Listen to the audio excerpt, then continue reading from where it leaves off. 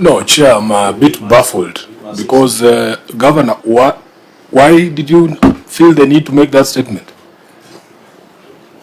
There's a reason. That's what I want to understand, because I've never seen this in the time that I've been sitting here, that we have an opening statement from a governor saying that she's happy to be here. I mean, it's a constitutional mandate. Why do we? What was the reason for that statement, Governor? If you can just... I think to contextualize it, for me, what I take from her submission is that she acknowledges that it is not just an institutional obligation, but a personal responsibility. And I think that unless you are a visitor in Jerusalem,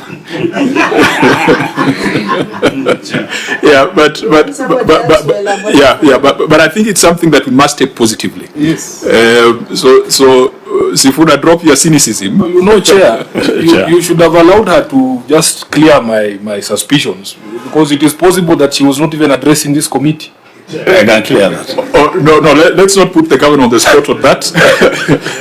Let me hear if there's any supplementary comments. Maybe she was addressing the governor in Nairobi. Chair, can I go? Thank you. I'm very sure Senator Sifuna is not a stranger in Jerusalem. He fully understands where we are. And for me, I must thank the governor for that statement that she has made. Because, Chairman, that statement settles a lot of things. And one of the things that it does, from where I sit, as a leader in this country, as a journalist of long and good standing, it does one thing. It's a demonstration that governors have individually decided to do what is right, and they have defied illegal direction and an invitation by an entity called COG to break the law and the constitution. That's what it does to me. And Chair, allow me to also have some bragging rights on this one. Governor Wavinya Ndeti is a governor elected under the Wiper Patriotic Front ticket. Governor Julius Malombe is elected under the Wiper Patriotic Movement ticket. Those two governors have consistently appeared before this committee and any other committee of the Senate in full demonstration of the principles that their party stands for. That we are accountable and that we don't get instructions from anyone to do what is right. The third governor elected on the Wiper Patriotic Front is the only governor in this country who has received unqualified opinion from the office of the Auditor General. The Chairman, that is an indication of where this country will go when Kalonzo Musyoka becomes president. I thank you, Mr. Speaker. You are doing very well until you started owning the success. Because even Sifuna has some bragging rights, depending on which Linda is talking about. But we want to encourage everyone, you can linda ground, linda wananchi, lakini tulinde katiba. Yes. Tulinde katiba, tulinde ugatuzi. Honorable members, Senator Adula? Chair, I will come to you. Let me first congratulate my sister, because it is a tough decision. I'm sure the war declared by COG is in public domain. You are accountable to your people. You are not accountable to collective responsibility, to disown responsibility that is given to them by Constitution. This is how women being put in leadership can stand for their right and also do the right thing. Let's not actually bring this issue to the party issue or party line, but I must say you have taken the right decision and you should not look back. And nobody should intimidate you. Stand for your right and the right of your people. I thank you. Thank you, Senator Dulo. Senator Morgan. I think, Chair, as a lawyer, I want to compliment the Governor for Machakos. She has demonstrated to us that the directive from COG told her, don't come. But leadership said to her, show up. So you listen to leadership. And I listened to her, read a short speech. And, the directive from COG was telling you, don't show up for accountability. But you have told us today that you opted to read the Constitution of the Republic of Kenya and show up for accountability. I think that GPS led you to the right place. You have respected the summons from Senate and the medicine we prescribe, and ignored the illegal prescription from COG. I hope, Chair, that other governors will lead by this example, because you cannot, transparency cannot be through a group chat. It's you as an individual. Demonstrating to the people of Machakos that you have no fear to appear before us and explain how you spent money that was sent to Machakos. So that's commendable, Governor. I don't know whether it's because you are a lady governor, but no, don't corrupt my thoughts. Yeah, so it's a good thing, really. Chair, she cited the Constitution, and the Constitution demands that there should be accountability. Kudos. Can I also join? Senator Maruma. Yeah, let me also join my colleagues in lauding the governor for appearing. She has always appeared when she's required to appear. She's a stickler to the law. That is something we must laud. But secondly, Chair, I discovered during the introductions that also you appreciate the space and the place of education and professionals in governance. When I was listening to the introductions, I could hear Dr. So-and-so, Engineer so-and-so, Dr. And I said, are these members of our faculty of our university? So I think, Governor, I'd like to congratulate you for that, people go to school so that they can have space to serve their people. There are counties who have CECs and CCOs whose certificates you can locate to River Road. So I think, Governor, I must laud you for accepting that there is a place of education. And I want to believe that you also support education. Thank you, Chair. Thank you. Senator Chair, Sifuna. what my colleagues have said is what I expected to hear from the governor. It's not that I'm a stranger anyway.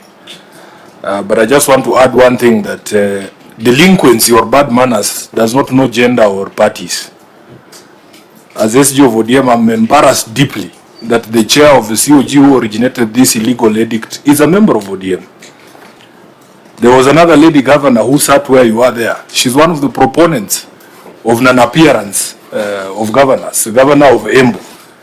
And she's the one who came here and told us she took money from Kipes to go and throw a bash for border people. How is that a problem that we brought on her? She brought it on herself. So it has nothing to do with gender. It has nothing to do with political parties.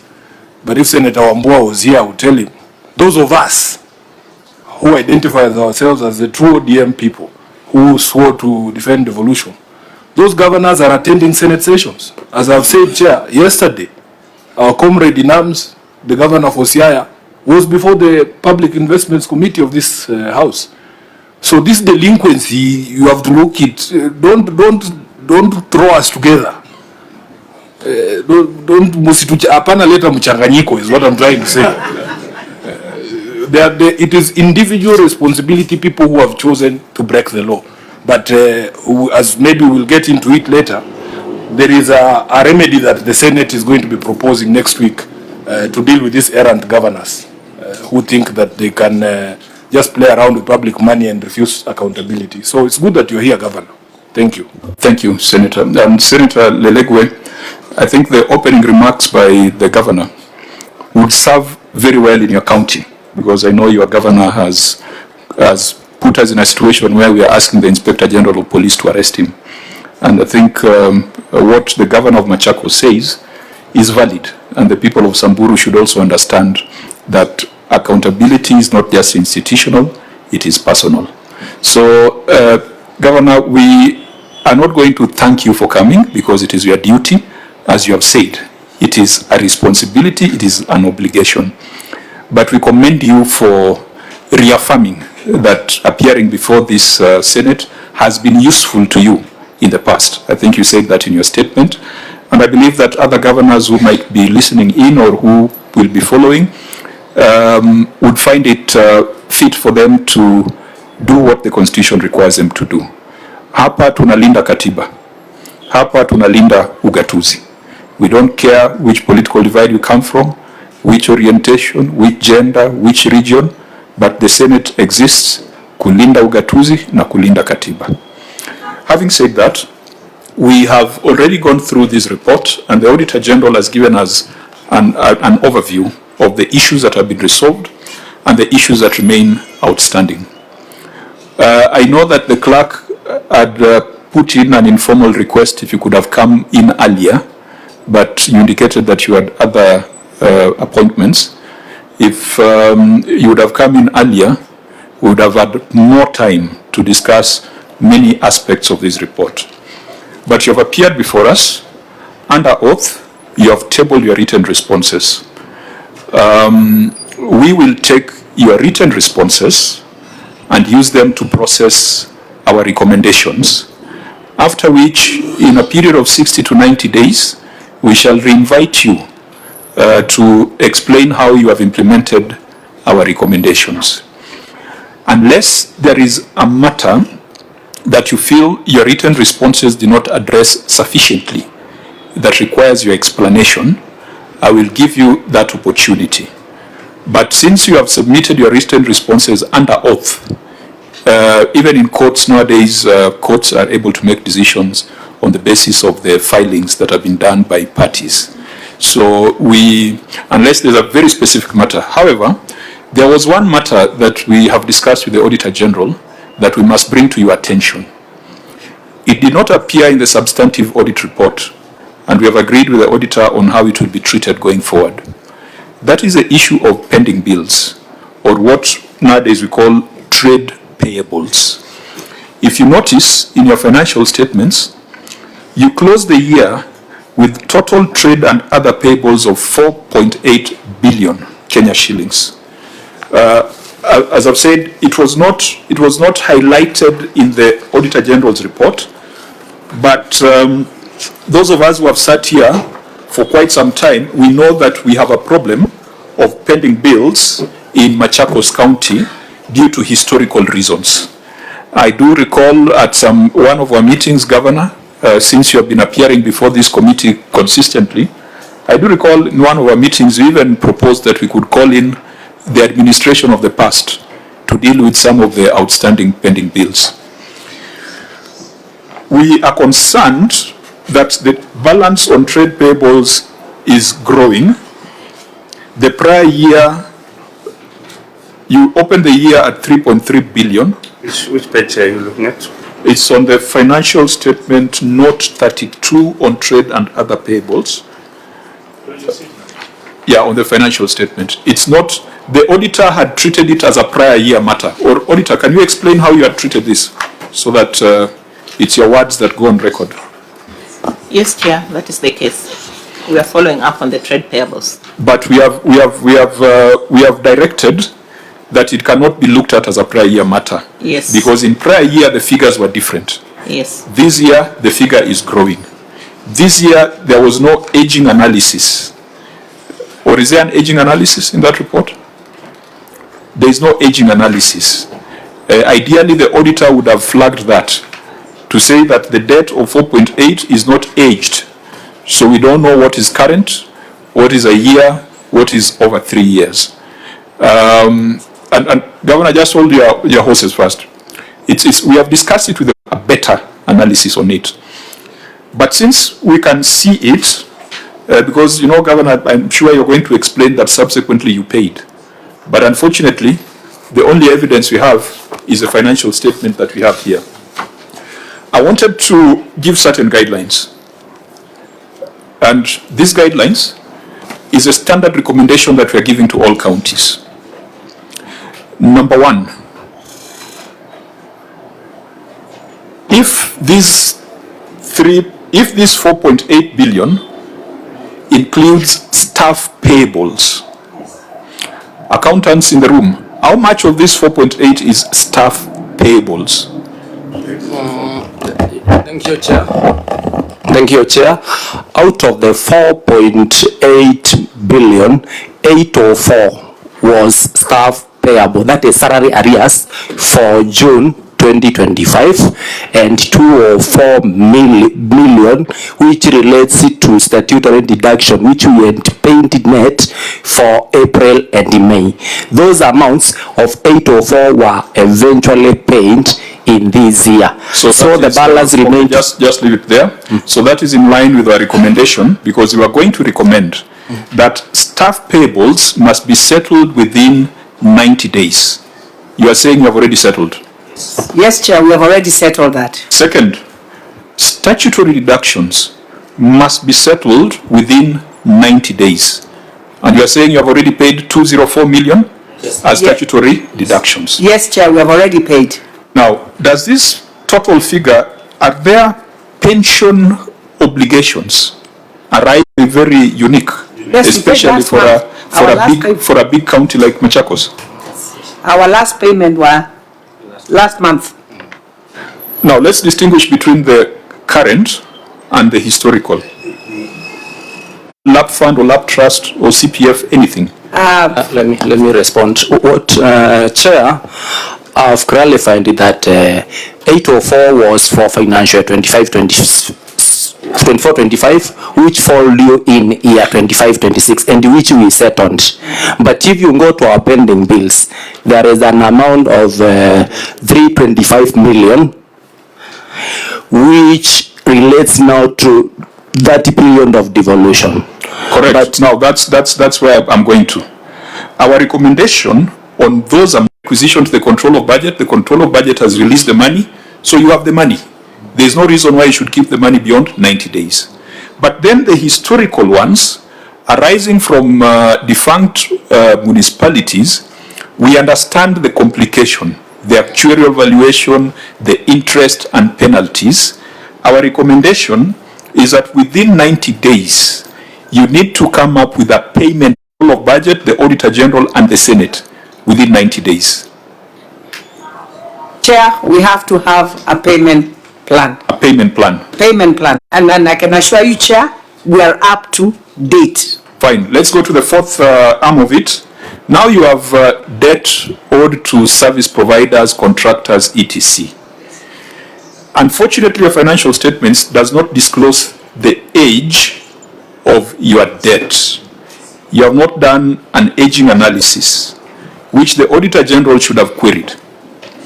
But our recommendation is this: any debt that is older than 365 days should be settled. Why shouldn't you pay debt older than 365 days? Chair, we had not been asked for that, but we have a soft copy on the aging analysis. We have that, the aging analysis. And if you'll allow me, Chair, to say, of course, when I took office, I found a bill of 3,812,556,795. We've verified 2,126,781,000. And from those bills, I've been able to pay 642 million, remaining with 1.4 billion. We have and verified legal fees of 921, which the files, 921 million, which the files have been taken by the ESCC. That is for the previous regime. We also have unverified of 757 million, which do not have documents. So anything without documentation from the previous regime is very hard for us to pay. If I come to my term as the governor of Machakos, as we speak now, my pending bill is 1.9 billion. I have already processed 275 million in IB. That is already in IB. And for the supplementary budget, we have put 200 million. That brings my pending bill in my time to 1.4 billion. In this coming budget, I have put 847 million for pending bills, which in the previous regime bill, I've put 100 million to bring the bill down. In this regime, because these people have completed their work, I have put 747. Now, that brings my pending bill to, once I pay that, during my regime, I'll have a pending bill of only 740 million. And the one for the previous regime, I would have brought it down to 1.2 billion. So I've been working on it. It's not that I've ignored. There are people who did work in the previous regime and they finished. So I have to work on a way of paying them, balancing that with the work that I am doing now. But Governor, the previous regime debt would therefore be 1,000 days. Because that's 3 years. Why should debt remain outstanding for 1,000 days? Good financial management should not exceed 365 days. Chair, if I was to pay all the pending bills I found, I would not have had money for 1 year. Okay. Do development for the people of Machakos. Governor, the bills that you are referring to as your own pending bills, after you pay what you budgeted for, would remain 700 million. 700 million. What are you planning, when are you planning to pay the 700 million? Because again, that work has been done. Yes. The goods and services have been provided. Yes. What are your plans? What I have done, even in the previous one, we are doing fast charge. Any work that is finished, before a department can even procure anything, we have to pay the pending bills, which you have taken it as fast charge. So we were giving you recommendations. Yeah. We were going to recommend that any debt greater than 365 days should be paid. But from your explanation,